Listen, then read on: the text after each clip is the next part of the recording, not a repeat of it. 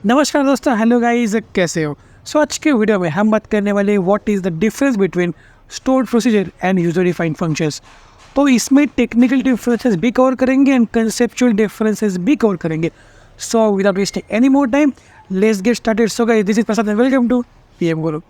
सबसे पहले बात कर लेते हैं टेक्निकल डिफरेंसेस के बारे में, ठीक है। तो स्टोर प्रोसीजर एंड फंक्शंस में मेन जो टेक्निकल डिफरेंसेस है वो क्या है। पहला तो कि स्टोर प्रोसीजर कोई भी वैल्यू रिटर्न नहीं करता। इसका मतलब क्या है ना, वो एक बार समझो। यहाँ पे देखो, हमारे पास एक प्रोसीजर है, ठीक है। इसको डायरेक्टली इस प्रोसीजर को कोई वैल्यू असाइन नहीं होगी।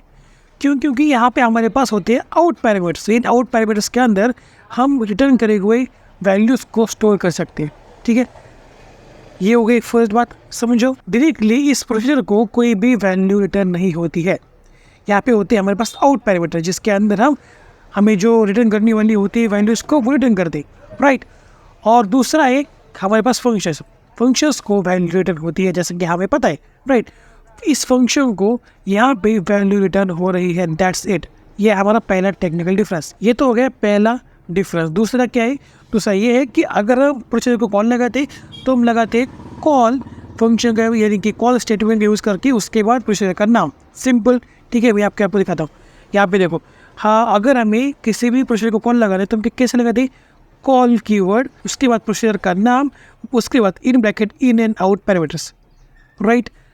तो अगर मैं बात करूँ फंक्शन की, तो फंक्शन को हम डायरेक्टली सिलेक्ट स्टेटमेंट के साथ कॉल लगाते हैं, ठीक है। ये हो गए दोनों में डिफरेंस। ये भी एक बार देख लेते हैं, ठीक है।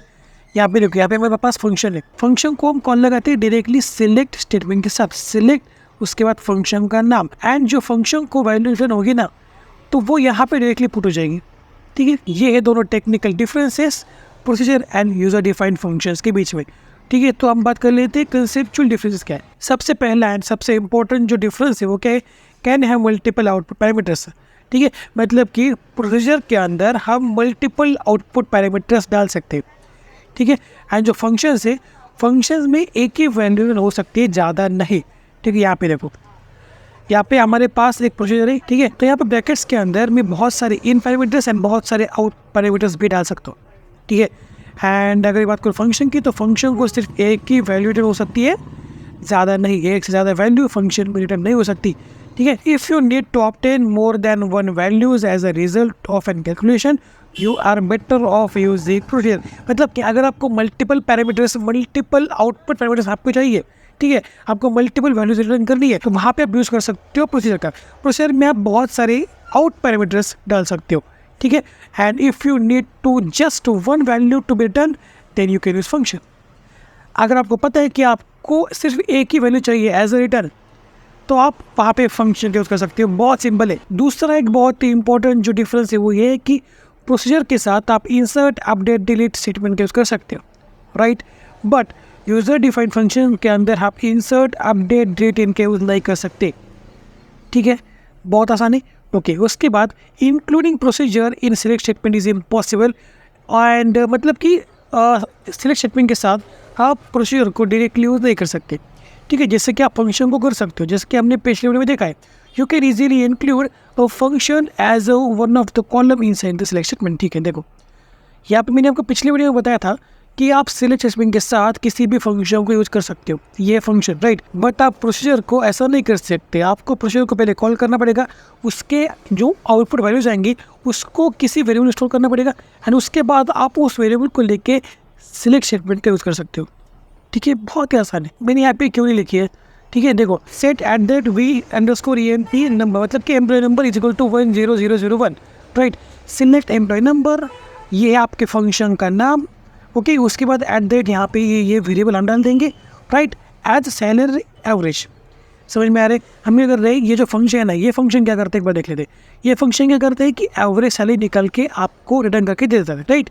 मतलब कि जो भी आपने एम्प्लॉय ID दिया है इस फंक्शन को, वो उसको यूज़ करके उस बंदे की एवरेज सैलरी निकलेगा एंड आपको रिटर्न करके दे देगा, राइट।